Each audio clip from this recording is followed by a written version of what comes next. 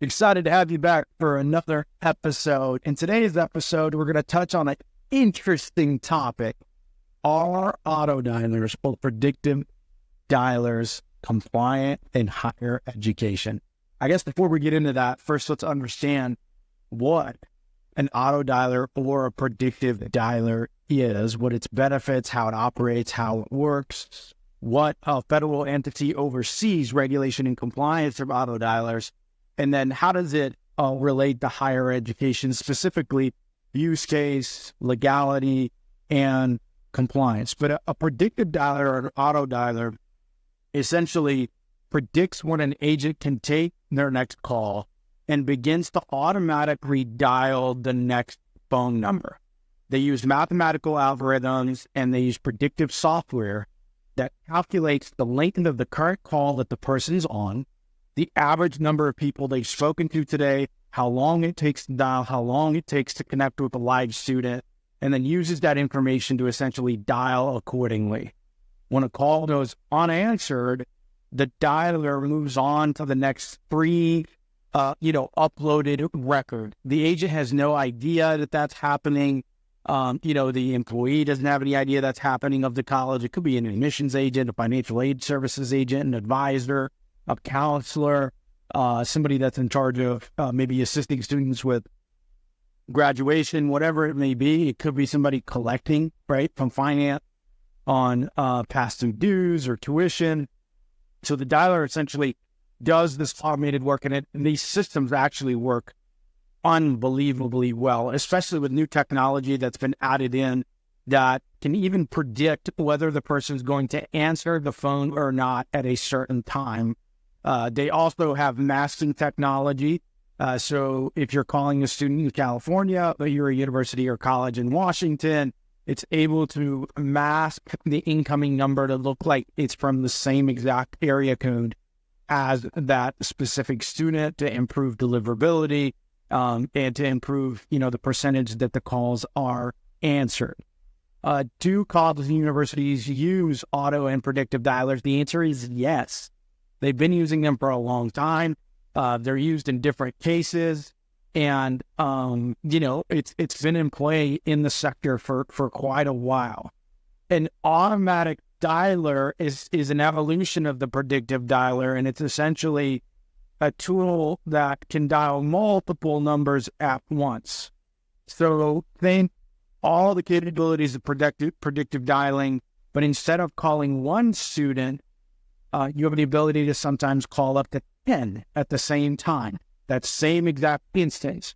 And the first one to answer will essentially forgo the other 9 calls and make the connection with that college employee. Again, these are efficiency tools. These are, new technology that allow for better use of time on the college employee side and better connectivity to students, prospective students, alumni, right? The use case is endless. Raising dollars from alumni, prospecting acceptance students so that they can register, prospecting students who want information, connecting with students who have not finished financial aid, all the students who have not been attending their classes or submitting work, scheduling advising appointments, whatever it may be. The use case here is quite raw. These auto dialers or predictive dialers typically live on top of student information systems or CRMs, and the user, the employee, typically does not recognize that all of this is happening. They essentially hop into it. It could be, signing into a bucket or a campaign or a list or the dialer itself. Here's where it gets murky.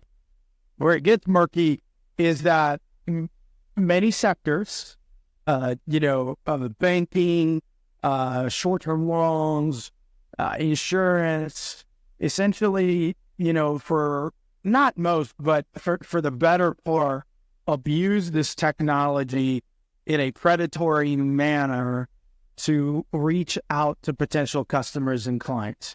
And as you would imagine, using this technology, you could. So you can program your predictive dialer, your auto dialer in such a way that essentially says, call this person's phone until they answer it. And that could be hostile in nature. It may have even happened to you. I don't know if you've ever experienced the same number calling your cell phone over and over and over and over and over and over. You finally pick up and there's about a 1 second pause before you hear a human. Well, that was an auto dialer or a predictive dialer. And in some cases, some of the technology is not up par. So there's some, some low end or cheaper dialers and predictive dialers that have poor tech. So one of the main complaints is you'll attempt to ignore a call being made by a robo-dialer, auto-dialer, or protective dialer, and it doesn't recognize that you've ignored the call. So every time you ignore it, instantly it calls you again. And this is something that can happen for 6 to 7 attempts within 30 seconds. So you're on your cell phone, you hit ignore, it calls again. You hit ignore, it calls again. So the bad rap essentially is from the predatory use of such an awesome technology. If the technology is used effectively, you're actually creating a better experience for the student, right? So instead of guessing or attempting to contact them in an aggressive manner or in a kind of a shot in the dark type strategy or way, you're able to use modern technology to reach them at the most opportune time. And typically, if you can do that, you can deliver on the student's needs, whether it's information, application processing, enrollment, financial aid, addressing payment issues, attendance issues, whatever it may be. Where it gets confusing for higher education is that most higher ed leaders, compliance officers, kind of think of different case law or lawsuits that have been made against colleges and universities, and in their head, or maybe have looked at a memo, a dear colleague letter from the Department of Education, and received that as auto dialers or predictive dialers are not legal or compliant in higher education. And that is actually not true. The TCPA, which I'll get into in just a little bit, that's the federal entity that regulates telemarketing communications. In its 47 code, line 227, essentially added a line quite a bit ago that said, under law, individuals can sue educational institutions violating its provisions. So in the past, and this was a long time ago, a while ago, higher education institutions were safeguarded or safe harbored from TCPA regulations that essentially oversee the use of auto dialers, predictive dialers, or robo dials. They are no longer protected. So colleges and universities can be liable, right, to lawsuits, class action, or one lawsuit at a time, or violations through the FCC, through its TCPA Act, for not following the rules. So what matters to higher education institutions and essentially understanding the Telephone Consumer Protection Act and its regulations on auto dialers so that they can be successful in deploying the technology and not liable to a lawsuit. So we can spend a ton of time on this, but I'll give you a quick glance into essentially the rules that regulate it. But under the TCPA, institutions must obtain prior express written consent from the consumer, aka student, before making any type of auto dial call or sending any pre-recorded message to their cell phone or home phone. So, number one, that essentially means if you're a university or college that's going to use predictive dialer technology or auto dialer technology in any aspect of your operation, whether it's on the front end through marketing and operation, communications and admissions, whether it's through financial aid, whether through your academic department, your advisory department, your mentors, you have to have received written consent from the student.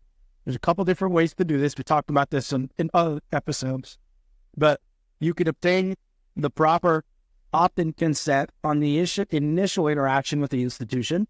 So that could be on the application to your institution or the request for information. You can essentially request opt-in multiple times throughout the academic year. So maybe at the beginning of the semester, end of semester, beginning of term, end of term, right? all you need is one. One is good forever, but essentially to cover your bases, you can capture it multiple times. Beyond that, right, this TCPA requires that auto dial calls must identify the caller and provide a way for the consumer to opt out of future calls. This one's new, right? So the broader use case of auto dialing and predictive dialing is connecting two humans together. It is very difficult in higher education to essentially use a robocall, right? A robocall is completely different. So a robocall is essentially using an auto dialer or a predictive dialer to connect with a student, then connect it to a robot, a pre-recorded human voice or an AI to either deliver a message or carry on a conversation. We find that tends to be a very dangerous area. So we caution our clients to not use predictive or auto dialing technology into robocalls, but instead to connect two humans together. If you do that, you can meet this part of the app quite easy, right? So essentially when the connection is made human to human, the college employee needs to confirm that they are actually speaking to the person they're trying to get a hold of, A. And then you always have to give the student a way to opt out of future auto calling technology. So there's multiple ways you can do that. You can give your humans a way to essentially notate that on a student's record in your student information system or in your CRM. You can, when asking a student to opt in periodically, whether it's twice per year, 3 times per year, 4 times per year, also give them a way to opt out. At the end of every call, you can use a recorded message where they can essentially make a prompt to opt out of future robocalling. And then finally, you have to understand that you can only make these, calls via auto dialers or predictive calls during certain hours of the day. So the TCPA only allows that these calls be made between 8 a.m. and 9 p.m. in the consumer's time zone. That can be Monday through Friday and Saturday and Sunday. So 8 a.m. to 9 p.m. in the student's time zone. In addition to that, while not explicitly communicated, there is case law and there is guidance on the number of times that you can attempt to reach the student. It's very different by state. It's very different by case law. Accreditation and Department of Education has very little guidance on it. Our litmus or our Mendoza line or our limit, typically when cautioning colleges and universities, is 3 attempts per day. So we essentially say, if you can keep your attempts down below 3, so 1, 2, or 3 at the most per day, you're typically safe. Now, here's where I'll close for today's episode. Every time you violate the TCPA, okay, you can be fined up to $1,500 per call.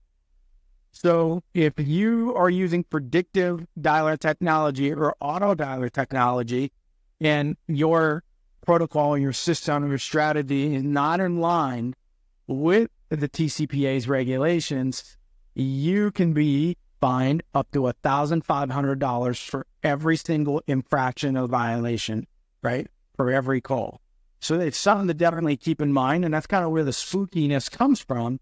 But a technology is still good today, and the TCPA guidelines and rules are so clear that any institution could successfully roll out, implement, and use this technology effectively. Glad to have you today.